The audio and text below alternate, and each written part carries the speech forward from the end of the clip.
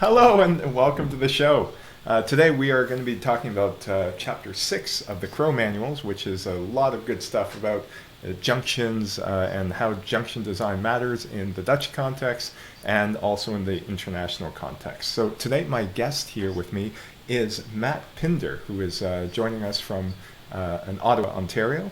And today we'll be talking about the Crow Manual from the professional side and also a bit from the academic side, which I will comment on. So welcome to the show, Matt.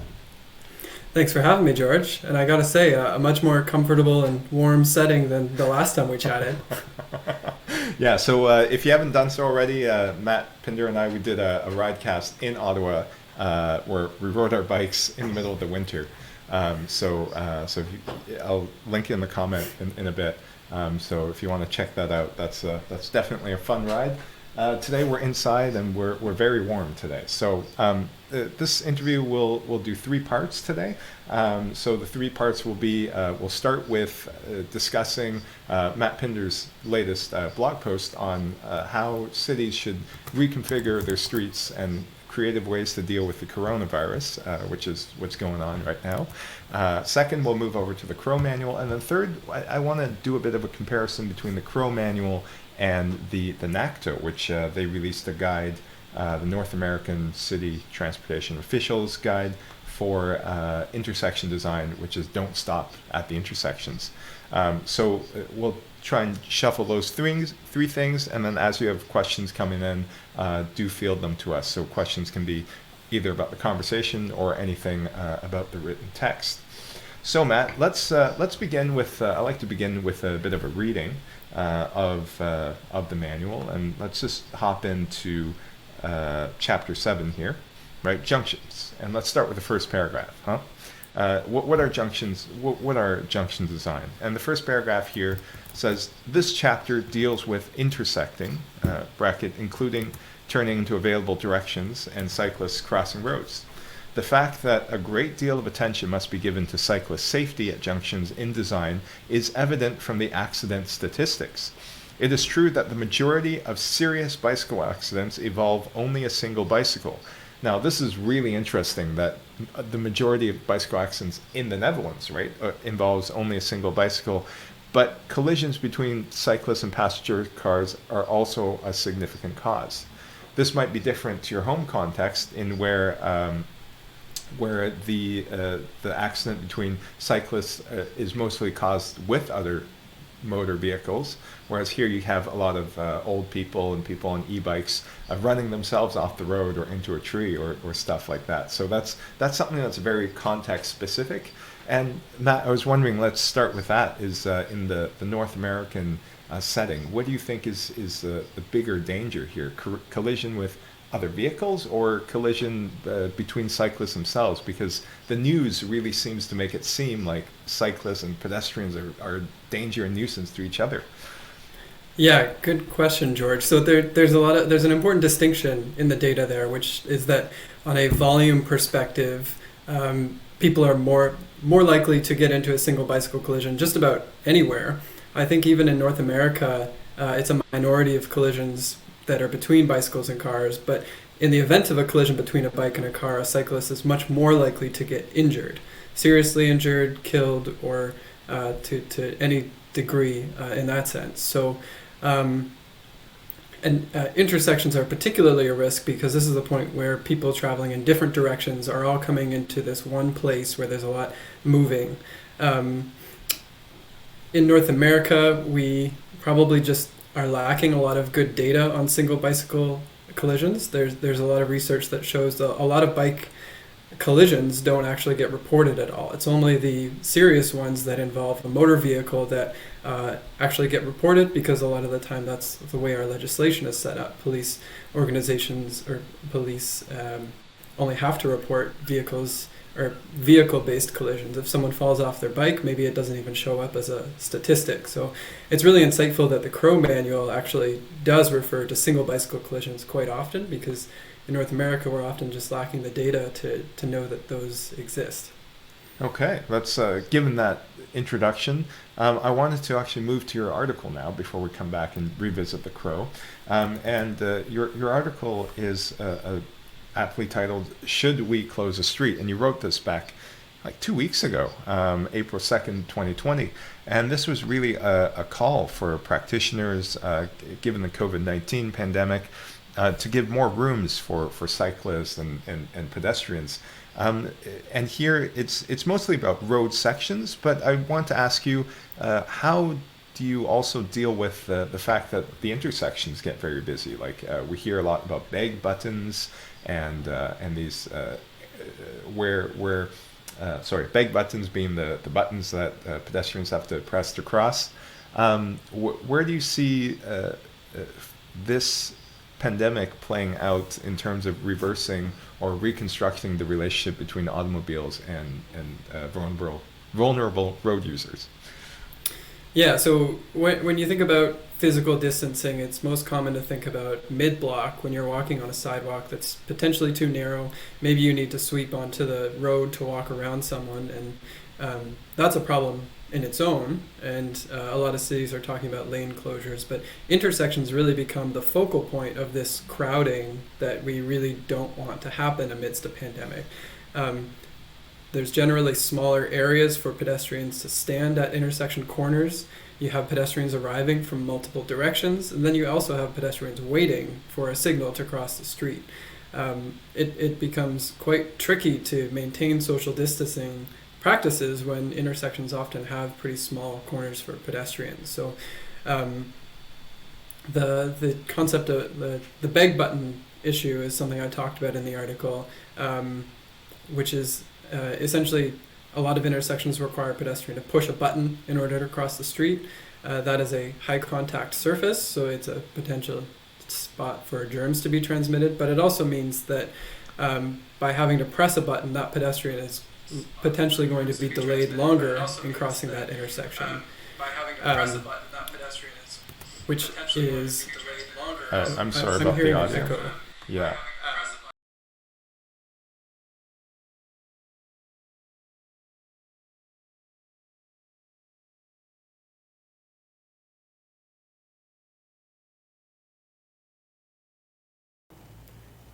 Okay, we're back. Sorry, I was viewing this on my phone. I figured it out. Okay, continue. We're back. Okay, so what the biggest problem to solve for amidst COVID-19 and social distancing is really trying to spread out pedestrians, give them more space, but also have them spending less time waiting at intersections. And one of the suggestions, and something a lot of cities are doing, is disabling this requirement for pedestrians to press a button to cross the street, because that potentially can reduce the amount of time that pedestrians spend waiting at intersection corners. So that's one of the ways that we can exercise social distancing as transportation professionals. Mm-hmm. Let's go through the other few points that you mentioned in your article. But first, I want to jump to a comment by Marco de Bromestrut, which I will actually read out here for everyone. So he quotes, "Most of the single cyclist crashes are against barriers, bollards, curbs, etc. They're there to avoid cars going on cycling infrastructure. They do not run themselves off the road that often." So that was in reaction to a comment that I said earlier. And that is true, that keeping in mind that most of the protections there are for automobiles to prevent them from coming onto the bicycle space.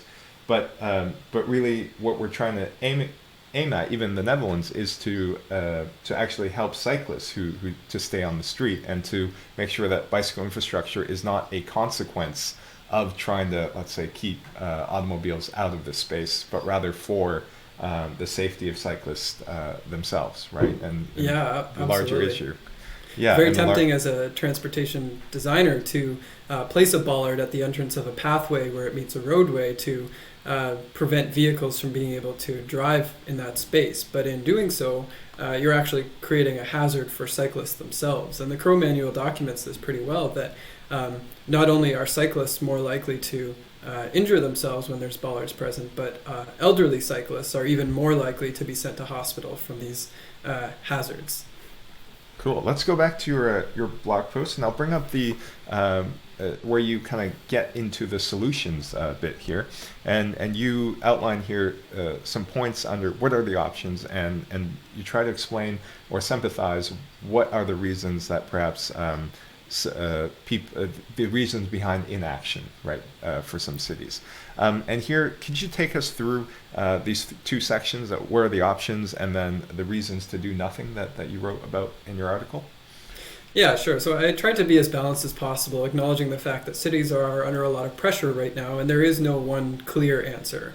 So summarizing the situation, cities basically have three options. The first one is the easiest, which is just do nothing, focus on other issues because city resources are strained right now, and acknowledge the fact, because that's what this option requires, accepting the risk of transmission that will occur on constrained narrow sidewalks and intersection corners. So if health professionals determine that that's a risk cities are willing to accept, then the do nothing option might be fine for cities. Mm-hmm. You can go in the other direction then and say, well, we're not okay with crowding on sidewalks, but we don't want to widen them, and therefore say less people should be going outside. In that case, you limit people's trips to essential ones only, and you further restrict recreational trips, like walking around the neighborhood or going for a casual bike ride. This is what's happened in a few European cities that have been particularly heavily hit. And I think most people would say that most people would hope that we don't have to get to that point because it tightens our freedoms, but that is another option that cities have. And then the third one that I discuss a little bit more in this article is the option of closing streets. And if you are to take that option, why and how do you go about doing it? But cities have been kind of sharing reasons why they wouldn't do it, and a lot of them are really valid. So this is the next section, reasons to do nothing, is a documentation of that. Sending a mixed message is a real concern. Cities' communication efforts are trying to get people to stay inside, only go out for essential trips. If you all of a sudden open up the streets, it's confusing, or it's sending a mixed message to people. Cities are worried about people congregating, and this is another side conversation that we could have for a while, George, but every time a city closes streets to cars, it's usually for a street festival. And so naturally, cities would be apprehensive to doing any kind of street closure right now, because the association is with a street closure bringing more people and more crowds, which is exactly what they don't want right now. But I addressed that in the solutions later on in this article. Could you talk? Yeah, sorry. Could you talk a bit about the language that's being used? Right, we hear there's two actually different ways that we're describing this act of closing streets for cars or opening streets for pedestrians and cyclists. So I've heard in North America this idea of open streets actually being used, but mostly during this pandemic, it's been closing the streets that's being thrown around in the media. So which one do you prefer? And if you could have it your way, which language would you use to frame this? Yeah, it's a good point. Language plays a huge role. Closing streets implies that it's a place that you shouldn't go, which probably aligns better with the current messaging that government is taking. Another type of messaging you could just use is widen sidewalks. We have widened the sidewalks, and that kind of philosophy just acknowledges that the street and the sidewalks are just part of urban space that is flexible and can be adjusted and shrunk and widened in accordance with demand. I think the flexible street philosophy is probably the best one to use here. We don't say we're closing the street, we don't say we're opening the street, we say we're widening the sidewalks. And sure, maybe you have to take a vehicle in to do that, but vehicle volumes are at such drastically low levels right now that you'd likely see not very much impact. Mm-hmm. And you closed off the article with some advice or tips for practitioners, and could you take the audience through what your thought process behind that? And actually, it's been 2 weeks since you wrote that article. If the current situation has changed the way that you thought, looking back on your writing from 2 weeks ago. Yeah, I think this article has managed to survive 2 weeks, which is an accomplishment amidst the coronavirus, where everything is changing by the day. in my recommendations, I really took the concerns that I'd identified from cities into consideration. So took these reasons to do nothing and tried to address them. First point is to do it quietly. This isn't a political win. It's not a celebration. It's not a party. You're widening sidewalks so that people can comfortably social distance and go about their essential travel. It's politicians love announcements and they love making big deals out of things and street parties, and this is not that. And that's really important. Another point is making it widespread. So don't create a single focal point. Don't close that parkway that everybody loves riding on in the summer. Close more streets in neighborhoods all over the city so that you don't create these destination-oriented closures. Keeping it simple is really important. We don't need to make a bigger deal out of this than it needs to be. Winnipeg has done a really good job of this. Sometimes it just takes putting up signs at street entrances that say local traffic only or travel for 1 block only. It doesn't need to be a highly engineered solution. It can be construction bollards and that can be much lighter on resources that way. And then finally, keep an eye on it, monitor the situation closely. If the closure does result in an unsafe congregation of people and more people are traveling from across the city, then maybe it's important to backtrack or revisit the other options of more closures. Mm-hmm. Okay, that wraps it up for your article, and I'm glad that the advice there is still holding up. We continue to monitor the situation, to see how things develop in the outside world, right? But I think these are solid principles, even for when the situation is quite normal, right? To strive for, and I really like the point. Do it quietly, right? There's sometimes it is time for fanfare, but other times, for example, we know planners who really try to work under the radar in regimes or administrations who are more favorable to the car, developing plans, for public transit expansion or expansions of the bike or pedestrian networks. And then when the political climate is right, then take out those studies and plans and then try to implement them, right? So, I mean, urban practitioners in government, especially on that side, or even as consultants, we spent a lot of time writing reports, but I see it differently. I think it's really, these reports are being written as a way to proceed when the time is right, right? So there's always, a time for action and a time to make some noise. And I think COVID-19, we should really think carefully about what time is right for each of those actions. And I think perhaps now is a good time to start doing things, quietly and see how people respond. And if people, take to the streets en masse, then maybe something is really working, right? And I think, yeah.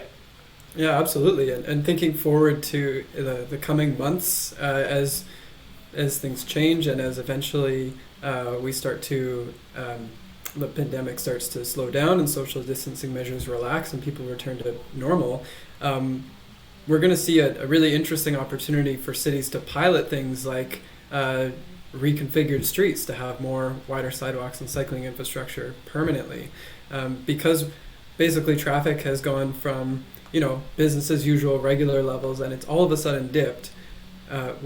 As we exit this pandemic, it's not going to go straight back up to where it was before. We're going to see this slow climb back to normal. So if at this point in the recovery curve, say, a city decides to do a street reconfiguration because traffic volumes are low enough to permit it, as people start continuing to return to work and traffic volumes increase, you're more likely to be able to get something done under the radar and without having that big splash effect that the media loves to jump all over. And maybe people actually are able to adjust to those changes over the next month rather than causing mayhem, which is sometimes done on these projects. Yeah. Let's pop over to the design manual. I'm going to read a few passages. Meanwhile, Matt, maybe you can take a look at the chat coming in and see if there's any questions you want to answer. So we'll come back to you briefly, but first let's go over to the manual.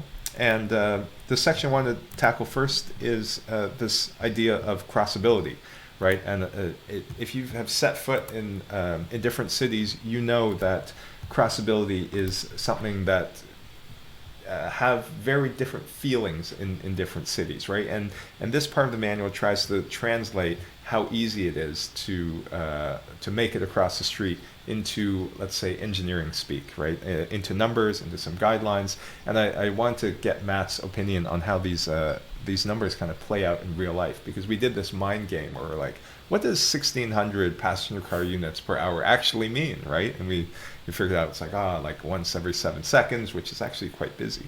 So I'll take a quote from the Crossability. I'm reading this out because we're planning on making a podcast version of this. So for the listeners. So quote Crossability. This is the V30 in the text. Quote, how crossable a road is, or the quality of its crossability, is determined by the waiting time. At priority junctions, this waiting time is dependent on the crossing length and the volume rather than the gap distribution in the traffic flow to be crossed. The crossing time is a quotient of the crossing length in meters and the speed of the crossing cyclist in meters per second. If need be, consideration will be given to the time required to accelerate. In order to be able to cross, there needs to be a gap in the traffic flow to be crossed as big or as long as the requisite crossing time plus a safety margin. Shortening the crossing length and using a center traffic island of sufficient width could drastically improve the crossability. In the case of an even distribution of traffic, the following shall apply for the traffic flow. And then this is where we had a very interesting conversation about the numbers here. So the first number given here is for two-way, one lane in each direction, up to a volume of 800 passenger car units per hour, and that means 400 passenger car units per direction, right? And then we kind of did the math here, which means how many per minute? 400 divided by 60. Are you doing one the math? every 9 seconds. One every 9 seconds, and we thought, well, if it's evenly distributed, that's still like quite frequent, right? But in other cities, and then it tells us about when should we start using traffic islands to start separating the two directions, and then even at volumes up to like 200 passenger cars units an hour, which is 1,000 in each direction. It says here, I quote, from 1,600 to around 2,000 passenger car units per hour, crossability will be moderate to poor. Over 2,000 passenger cars per hour, crossability will be poor to very poor. So really, this manual recommends for a good level of crossability, something like a car every 10 seconds or less. And I think, what do you think, and how does that translate to practice in North America? Is that in any way like close to being a possibility? So I really like the concept of crossability, and it's actually caused me to think a little bit differently in how I talk about and think about crossings. It reflects the idea that people want to be able to cross the street, and design should enable that where it's warranted. We in North America tend to talk more about crossing control and how should crossings be controlled. But at lower traffic volumes, as the Crow Manual rightfully points out, it's actually comfortable and feasible for cyclists to be able to cross without any control whatsoever. What the chapter goes on to say is that what's really important at these uncontrolled crossings is that speeds be managed very well. Motor vehicle speed should be 30 kilometers an hour at the crossing. Volume is a huge factor, which you just covered, George, and that a center median can make a big difference in improving the comfort of that crossing for a cyclist. You cross one direction, you can wait for another gap and cross another direction. Let's go forward to 6.2.3, which is the comfort section, and we talked about the comfort section back in chapter 5, being segments of the road. And even chapter 7, and even here it talks about ensuring an even road surface, which I find quite interesting, because part of planning for junctions and much of planning bicycle infrastructure is an attention to detail, right? And I'll read out the section about ensuring a road surface, even road surface. I quote, "The surfacing on junctions should satisfy requirements in terms of evenness. In this regard, the connections between the main roads and the side roads are paramount. The connections between cycle paths and junction area are also merit attention. If the different elements are made of different materials, then this will often result in unevenness at the transitions, particularly with the passage of time. Consequently, using different materials is not advised. The same goes for the lower edges of the carriageway, which run around the bend. So returning to you, Matt, I'm wondering, since you've cycled in North America and you've spent some time in the Netherlands, how much importance did it strike you that, I'd say, the connections between the various road segments or between infrastructure, that so much attention is paid to the details? Like, how does that make you feel as a cyclist and as a professional, engineer? What do you need to do to try and convey that to the people who actually build the infrastructure, right? To try and to ask them that, to try and convince them that this is something worth paying attention to. Yeah, you really don't know what detail-oriented design looks like until you experience it. And there are so many details to experience on a Dutch street that is designed well, and so much that you maybe don't notice because it's just done so well. I never really thought about, say, when you're on a path that goes through an intersection in North America, you cross a roadway.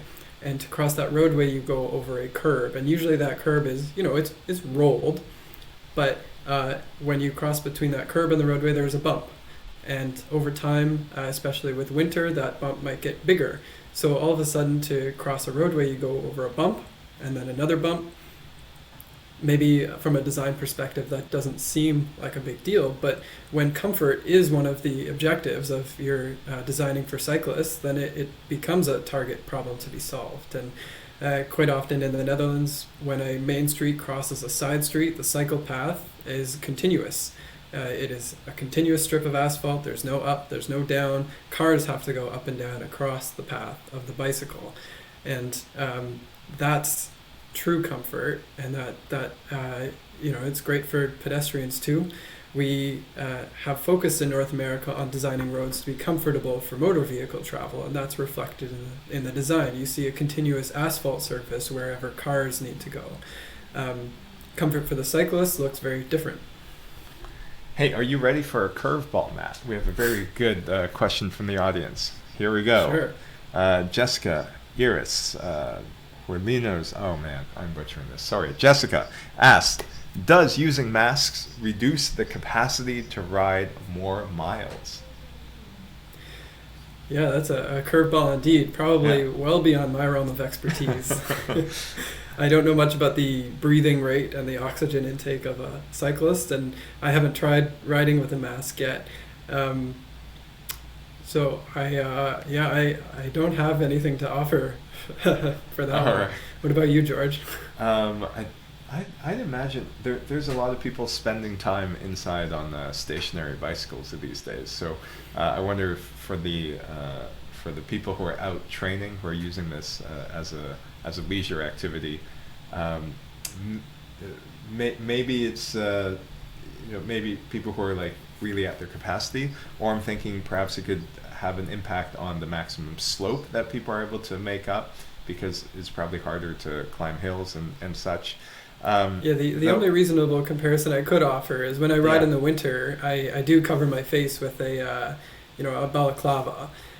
Check out our ride along episode. We're both covered up. So I guess I can say that I haven't found my breathability to be affected with that, but I also don't ride fast and ride with the intention of getting out of breath when I'm commuter cycling in the winter. So maybe a sport cyclist could lend more, or someone who rides fast recreationally could lend more in the chat function to that topic. Cool. Let's continue. I want to talk about this chart here. I like showing charts because they're good. Where they list 4 main requirements, and I see the Crow manual doing the 4 main requirements almost in every chapter actually. But the one that seems to come up the least is the one on coherence, or yeah, is that the fifth one? Yeah, the fifth one, coherence, that has to do with wayfinding and navigability. Though I do think that there is a coherence factor in intersections, right? Because the coherence factor is, for me, something that I see that's super obvious. It's the green paint in North America, or the red asphalt in the Netherlands, or the blue in Denmark and Germany. I think that actually plays quite a key role in the navigability and making that a separate space for cyclists. You have the road space, you have the pedestrian space, which is zebra crossing, and then you have the painted bicycle lane. So in your designs as a professional, as an engineer, do you try to put in the coloring for these crossings? I know that's in the NACDO guide. Or do you have situations where you think that's not such a good idea? Well, I'll go one step before coloring, Yeah. because paint is the last thing you do to the roadway. And something that I found really interesting from the Crow manual and how they recommend junction or intersection designs is that it should be obvious when you reach a junction which street has priority. Mm-hmm. So if a major road intersects a minor road, the context design of that intersection should make it very obvious who needs to yield to who. And there are no stop signs in the Netherlands. This is really interesting. In North America, we rely heavily on stop signs for traffic control, but contextual design can play a big factor. So say a major junction or a major street intersects with a minor street, the design of that roadway will show you that the through cyclist has priority. And that'll be done through a continuous asphalt bike lane and a concrete sidewalk that goes straight across the end of that local street. So that's before you even get to paint. That's a really great way to just design intersections from the beginning to denote who has priority. When you get into intersections of maybe streets that are equal, like a major intersecting a major roadway, paint does play a big role. It increases the conspicuity of the bike crossing, and as motorists learn what, say, green paint in North America means, they know to look for cyclists. And it's definitely the case in the Netherlands, and there's a learning curve happening in North America, and I think it's important to continue to use green paint treatments, especially where conflict potential is high, as we design more infrastructure here. Great, which leads us perfectly into the section informal right-of-way behavior, which I've pulled up on the screen here. And this is about the unwritten rules, as much as it is about the official yielding to the right, you know. For a discussion on the stop signs, actually, Not Just Bikes did an excellent video on how he observed that there's no stop signs in the Netherlands, or almost none.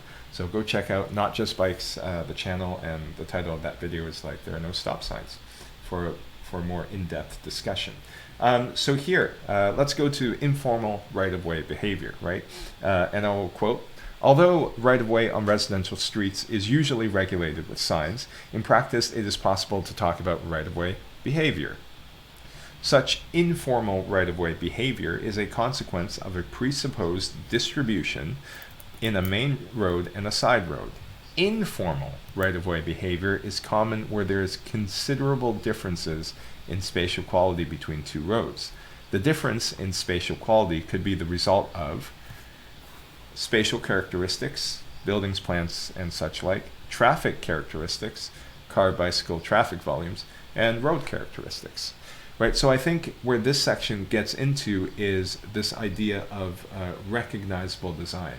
That signs should, the signs should be the last resort in a way, and if you design an environment in which it is possible or to informally negotiate, especially where speeds are low, then that is always almost always better than a situation where you enforce a formal rule, right? And I mean, if people here have been to the Netherlands, you would notice a lot of people actually run red lights, and perhaps that's an indication.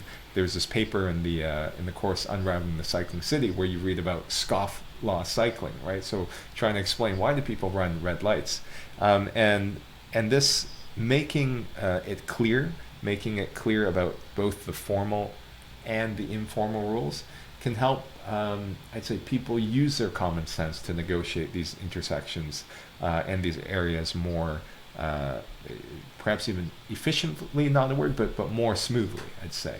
So what's your experience contrasting the formal right-of-way behavior between traffic light junctions and then these informal behavior between these unregulated junctions?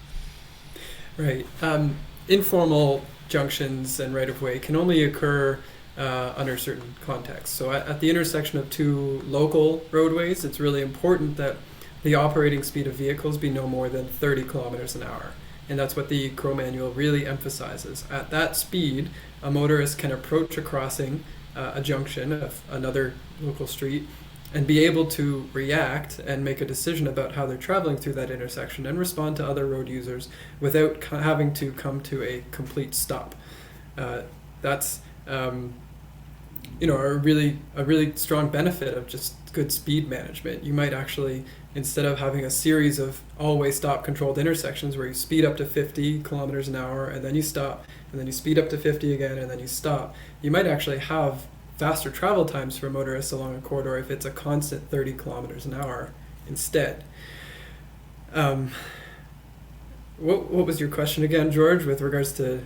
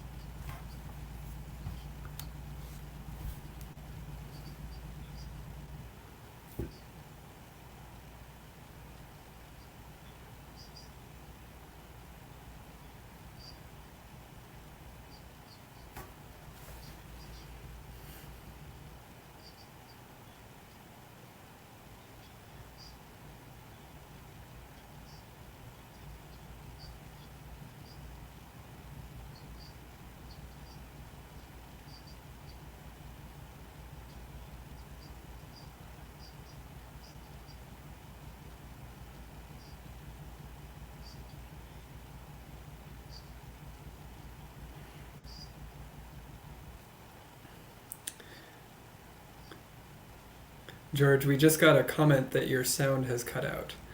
I can hear you. Oh, so, yeah.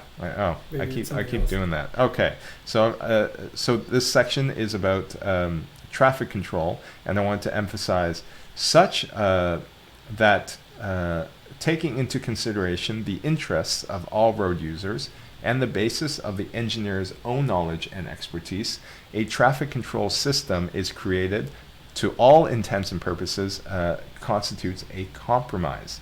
Such a way of working leads to the control engineer making a significant mark on the highway control's traffic policy. So I wonder, how do you see your role, as an engineer, in relation to both the policy level, which is broader, and also in relation to the street and design level, because you really have to straddle those two spheres. Yeah. So I found this particular passage to be really useful too. Yeah. It's important to acknowledge that the signalized intersection evolved out of a need to control motor vehicle traffic. They did not exist before motor vehicles, and they were invented to solve motor vehicle traffic problems. The traffic engineer was also a profession that emerged out of the need to control motor vehicle traffic. So left to one's own training and devices, the problem to be solved for at a motor vehicle signalized intersection is motor vehicle traffic.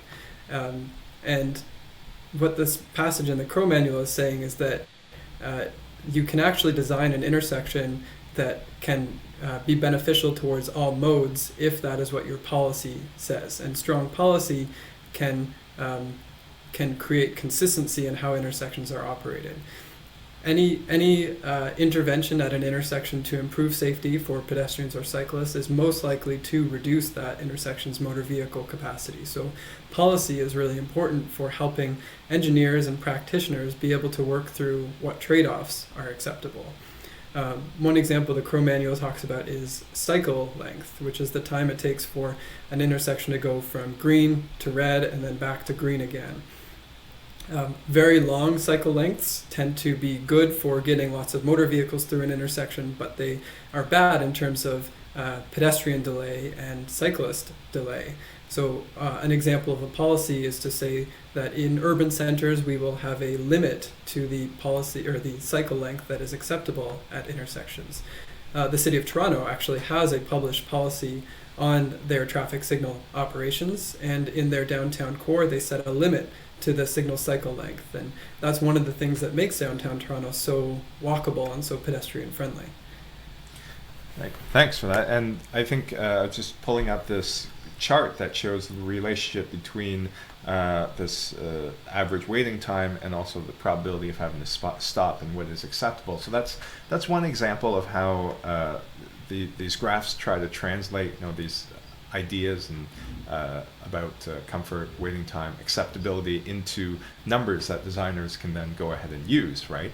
But underlying all of that is this assumption, this policy, this political battle where we have to first decide who is the primary user. We're both reading this book right now, Matt and myself, Fighting Traffic by Peter Norton, right, which actually talks about how the traffic engineering profession developed in the 1920s and then into the 1930s. So I think it's always useful to look back, as you said, Matt, on what are the origins of the discipline and how did historically the world come to be built, right? Because this world that we have right now isn't the only way to design a street or to build out a city. I want to get into tunnels and bridges. We have some questions too, actually. Oh, we do. Let's do it. Yeah. Which one do you want to take? Let's do Petya's question first, since they were first. About raised intersection of sidewalk and cycle path with side streets, is there an issue with handicapped, especially blind people? This is a really good question. So the continuous cycle track sidewalk is a design approach that is only applied when the main street has priority at all times and the side street has to stop and yield. Under that condition, a person can stand anywhere in that intersection where the crosswalk goes across that side street, and they can be there legally without a crossing signal telling them that it's okay. This is just part of the continuous pedestrian realm. So within that lens, a person who might have more difficulty navigating the built environment and sees that the path continues to the right, but maybe they don't know it's across the street. That's managed through design. The motorist that approaches that crossing knows that pedestrian has priority regardless. At a signalized intersection where pedestrians need to wait for a signal to cross, it is continuous asphalt and curb that define the difference between the pedestrian and the motor vehicle space, and that's really important from an accessibility purpose. Cool. Anything you wanted to add to that one, George? No, I think that's pretty clear, and I think that the devils are all in the details, right, when it comes to that design. Although that is why we have consulting firms around. So let us go into tunnels and bridges, perhaps, Matt. So I was thinking that we could do the big chart. Let me just bring it up here about the advantages and disadvantages of building a tunnel or a bridge.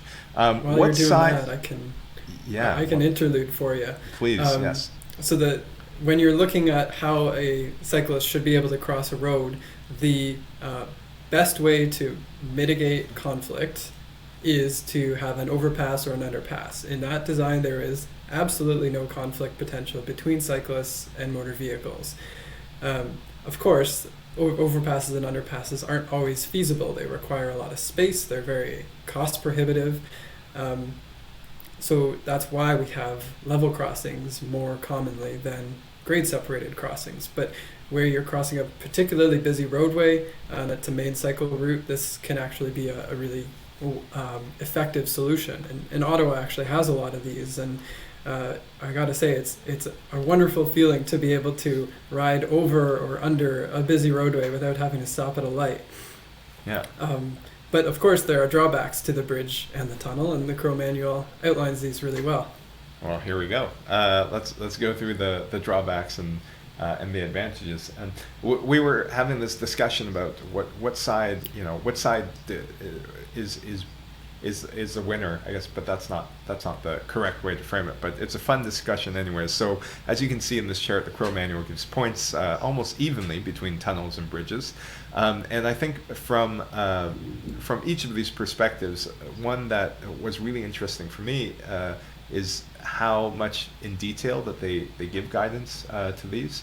And there's actually a separate manual from Crow that gives guidance specifically on the building of bridges, such as a Hoven ring, and how to light something like that. So one thing that stood out to me is this idea of spatial integration. And I quote, "From an urban planning or landscaping perspective, a tunnel can provide more benefits than a bridge can. For example, a tunnel has a less drastic impact on the visual aspect of the surroundings."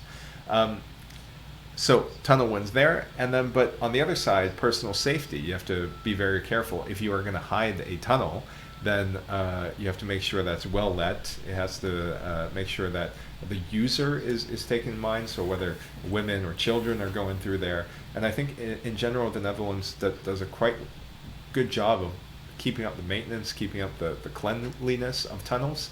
And if it's very different from a car tunnel where people are just passing through, you're in your box, inside of a box, right?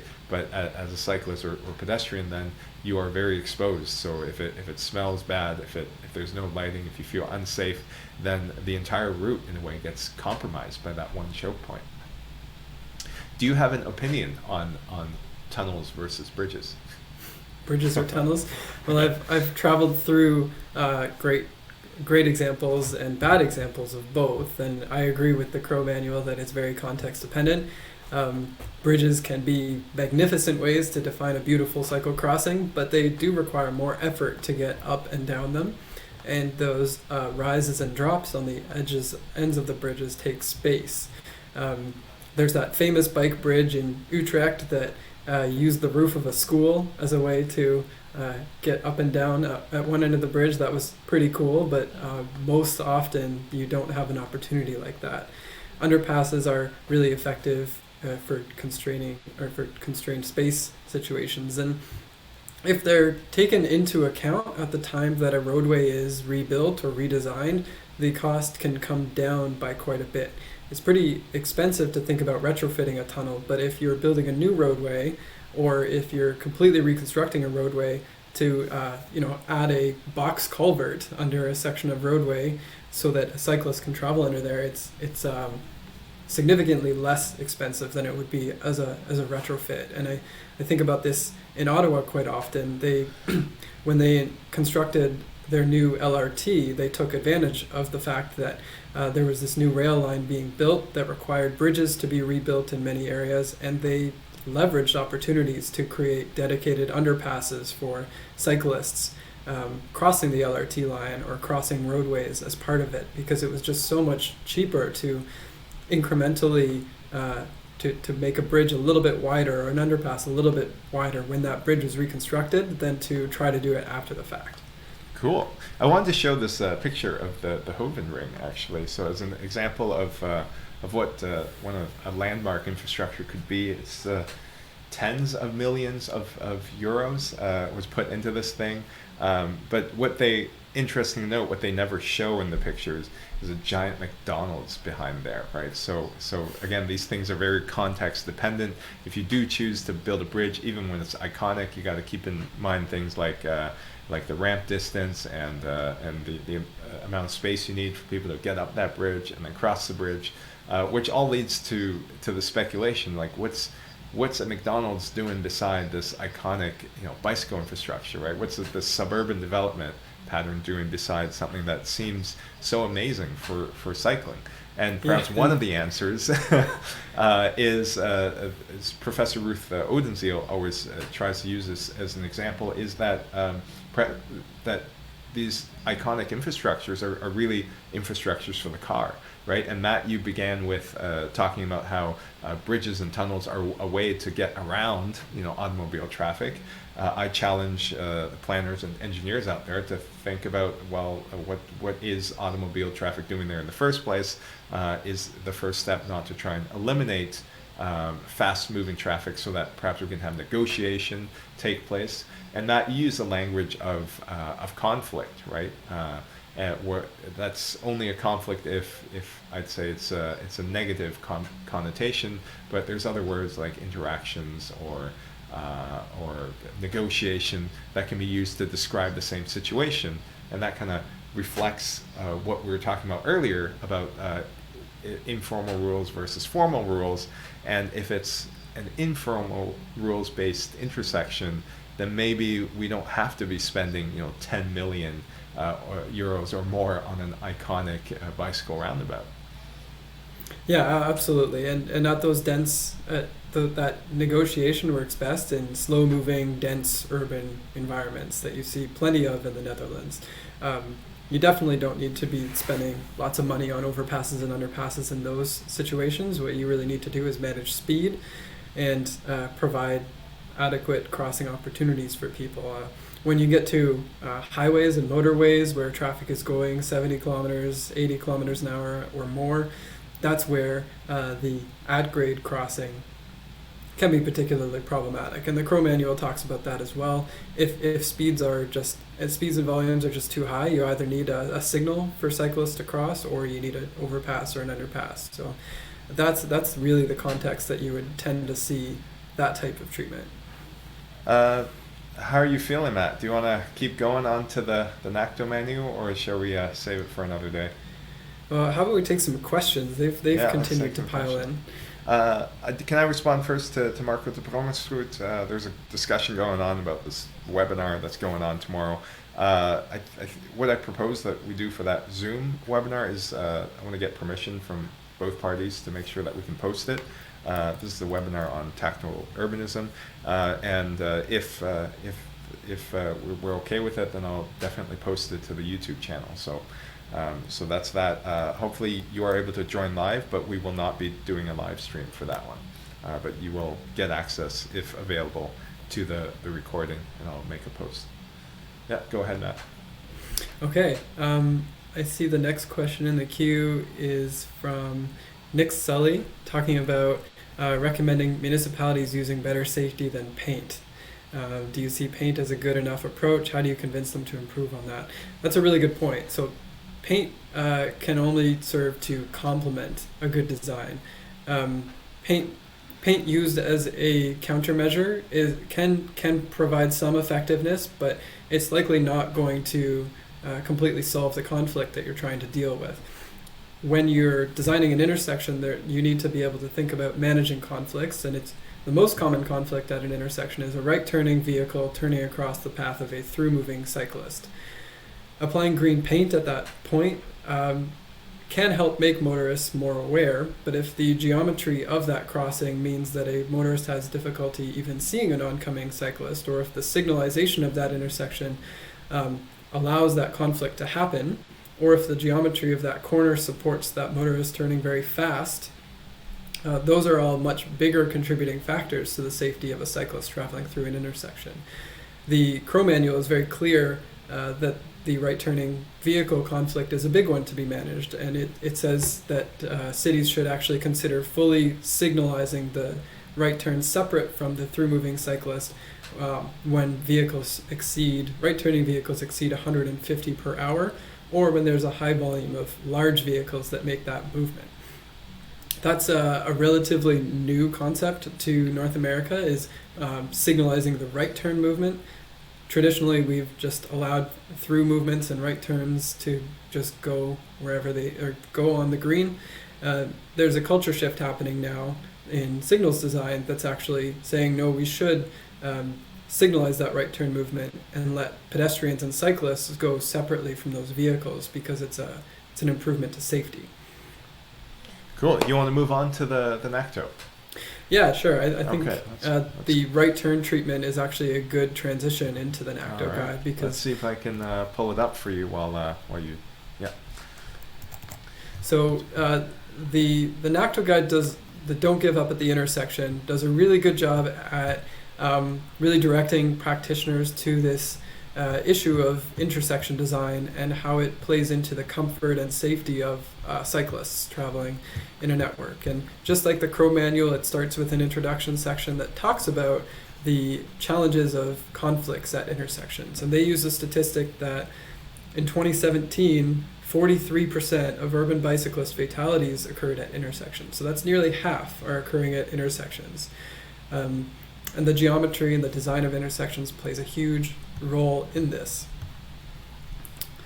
So they go through protected intersections, and then the next step, dedicated intersections, which are more solutions to apply when you're more space constrained.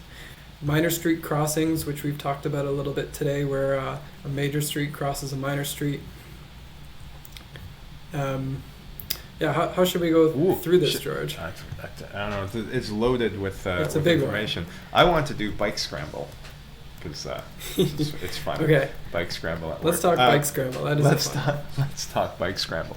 So there it is. The bike scramble over there. This one's fun, and actually it's quite interesting to see it at work. So I'll try and connect this in theory to the conversation we were having earlier about traffic lights and informal rules and negotiation. So what I think the bike scramble is, it's a variation of an always green, so all-way green, in which all the cars get a red light and pedestrians and cyclists all get a green light. And really it's reframing the intersection, right? So we can think of it as a traffic controlled system for cars, but then nested within it is a negotiation system for pedestrians and bicycles. So let me explain, right? So usually you'll have, the northwest and then the east, north, south, east, west, automobile traffic. So they get a green, and then the other way gets a green, and then everyone stops and gets a red, and you will have green for every direction. So everyone gets a go sign, and the bikes get a green for a go sign for pedestrians, and then the bikes will get a green signal. And you can make, actually, in addition to all the movements in this chart, the way they did it in Groningen in the Netherlands, where they implemented, is you can also cut across diagonally. You can make loops. You can do circles. Do a dance in the middle. Who cares? But the idea is for that signal cycle, which is 60 seconds or so, that pedestrians and cyclists can choose to do whatever they please in that space. Right, which allows, instead of, for example, a two-stage left turn movement, you can just cut across it diagonally, right? And then because of the low speeds, people can sort of figure it out by themselves, what's the best way to do it. And I would like to mention that it's really interesting that this kind of reframing of the negotiation between users can also lead to some informal behavior, right? For example, one informal behavior I observed living in Groningen is that people actually let the cyclist at the far side of the intersection always gets the right of way. The idea is that if you're starting to cross, you don't want to be stuck behind a red light, whereas if you're almost finishing to cross, you can always wait and block the car traffic until everyone has had a chance to proceed through the intersection, and then you go through. So there are situations during rush hour where you're approaching, you're approaching the other side of the intersection, but they haven't cleared all of their traffic yet. So you get a northwest bicycle traffic, north-south bicycle traffic approaching east-west, and you would wait in the middle of the intersection, block all the cars, and then as soon as the other directions are clear, then you would proceed, which then means the drivers would have to wait a bit longer even though they have a green. And that kind of solves all the bike congestion problems informally in a way. So I think that's something very interesting, and that's something you can really like figure out if you've been through this situation. Do you want to do the right turns that you talked about, Matt? Yeah, I'll just add a quick thought on the bike scramble while we're there too. It's great to see it in the NACTO manual, but naturally there's hesitation in North America to try such a thing, and it's pretty difficult to find examples of that right now. What that requires is what you mentioned, George, is negotiation. Yeah. We, at intersections especially, we have for a very long time regulated the user's flow as much as possible, and through regulation with signals we have successfully, or depending on how you look at it, we have managed to control how users move through an intersection. What the Dutch have realized is that pedestrians and cyclists, as slower moving road users and more nimble road users, have the ability to negotiate with each other in time and space to find gaps and work together to get through an intersection in ways that motor vehicles simply do not.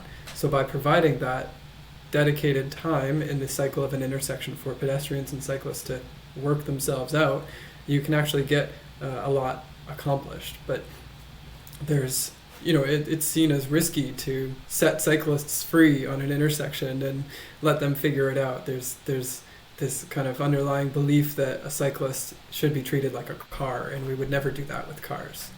Can I propose something, Matt? Because my voice is getting frayed. Can we do a few more Q&As, and then Sure. if we feel like it, we can do another whole live stream on the manual, because it's really on this NACTO manual, because it's really generating quite some attention. And then we'll do the rest of the questions. We'll wrap it up, and then we'll do this again at some point.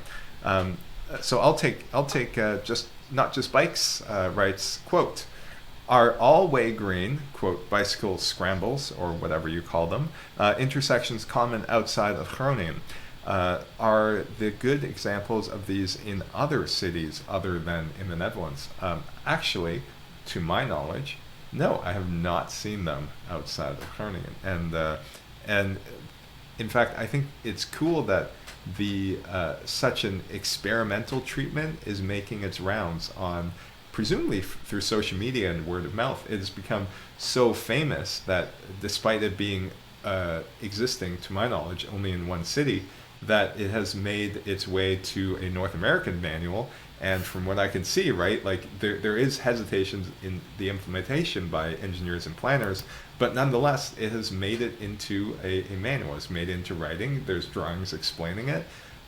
So that all goes to show maybe perhaps what's it gets me to question, like, what's really involved in this transfer of policy, what's involved in having these ideas kind of spread around the world, and what does it mean, and what steps can we take to make sure that engineers are more well versed in this negotiation aspect of trying to having two different rules of behavior within the same intersection. So those are all very good questions, and questions that I don't really have answers to. You want to take one, Matt? Yeah, and I'll just add too, the need for the bicycle scramble emerged from a problem of too much bike congestion at intersections, and that is how Groningen chose to solve that problem. One reason why you don't see that yet in North America is we just don't have very many intersections that have problems with bike congestion.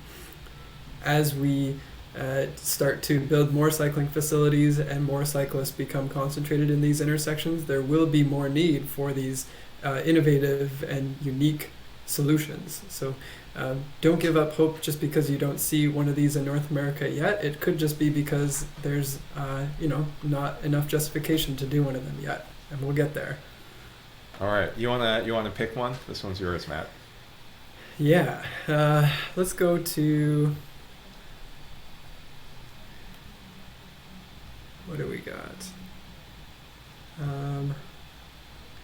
What curb radii does Crow recommend for intersections of local streets with bump outs? That's a pretty specific question, but it gets into something that I did want to talk about, which is curb radii and the impact that that has on the safety of an intersection. And the NACTO guide actually discusses that really well.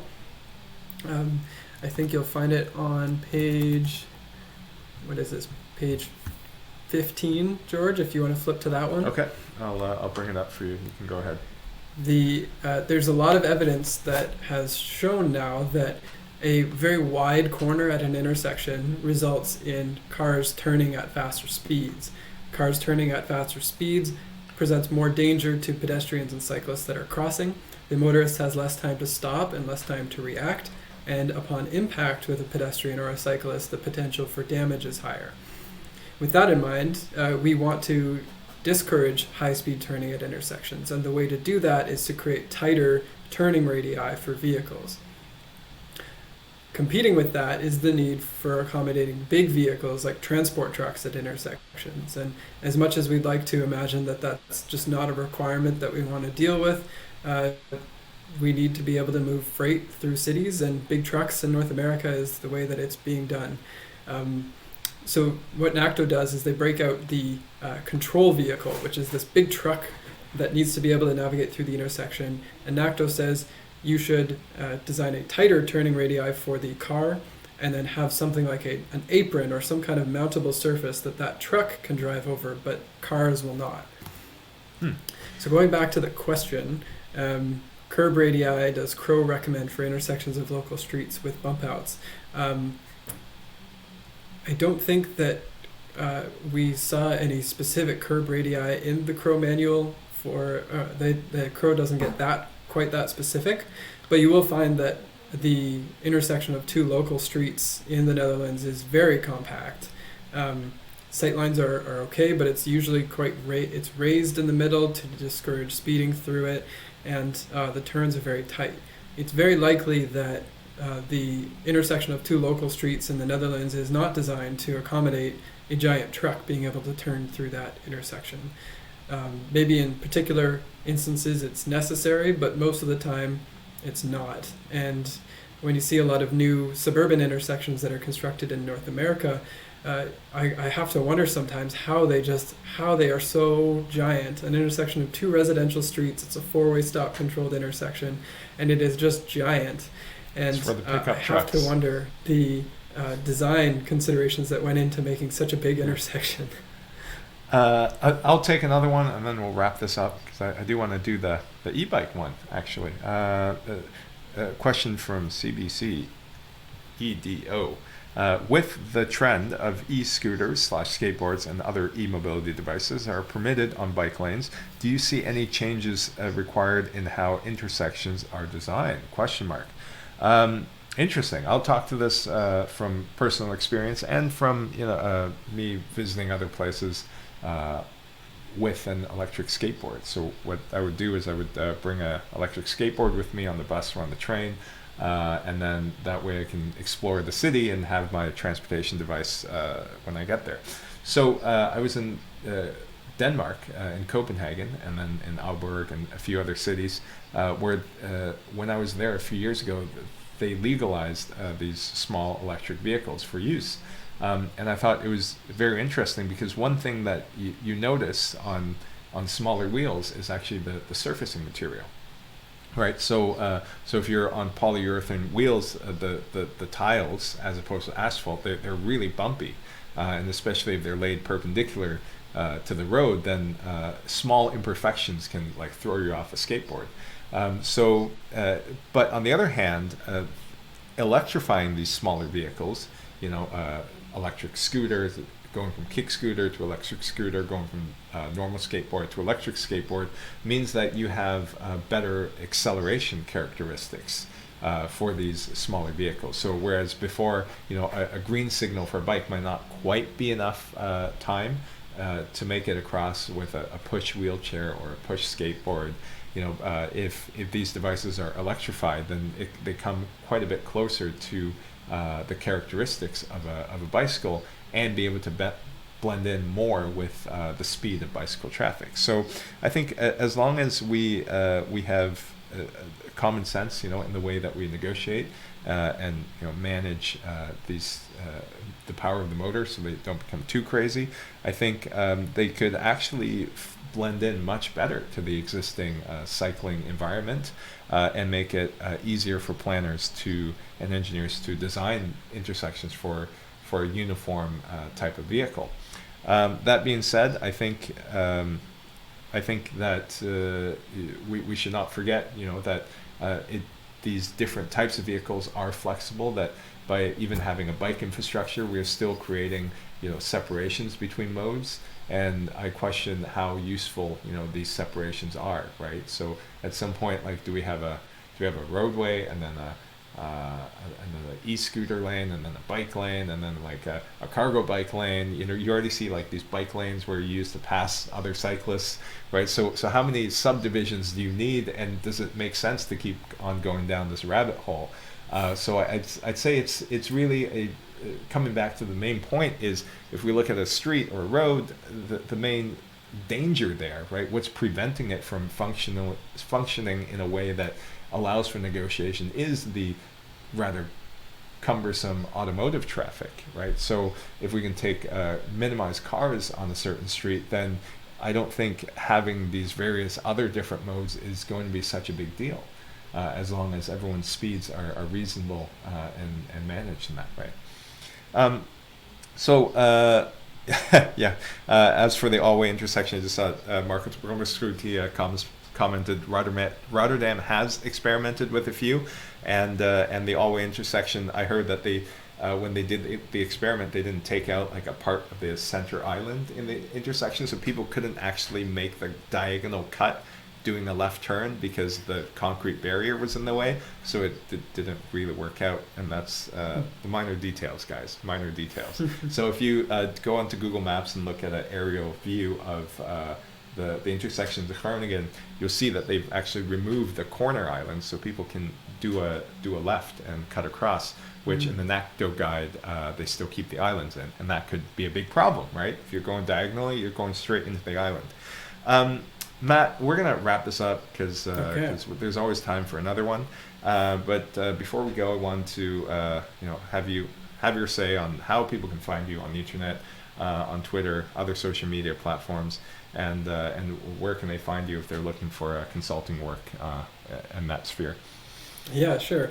So my online alias is Beyond the Automobile. BeyondTheAutomobile.ca is my blog, and that's where I provide thought leadership on the future of transportation. I talk about cycling, walking, safety, transit. You'll find a lot of content there, and I've been producing a lot, especially in the last month with this onset of spare time. And I hope to continue that trend regardless of what happens in the future. In the daytime, my day job is a designer, engineer in training at Alta Planning and Design. They're a US-based company that operates in Canada and internationally as well, and we provide best practice design, guidance, and thought leadership on cycling and walking and multimodal infrastructure in North America. So I'm pretty much all bikes all day, but I love what I do and I'm very passionate about it. And if you want to get in touch with me, you can contact me through my blog or Twitter or whatever you prefer. Thanks, Matt, and really good to have you on the show. If you're interested in future live streams, make sure you smash that subscribe button, and I will link to all of Matt's details and the links that he mentioned in the description below. Thank you very much for joining us. If you're interested in more Urban Cycling Institute content, Facebook, Twitter, and LinkedIn. Everyone take care and have a nice day. Thank you for joining us.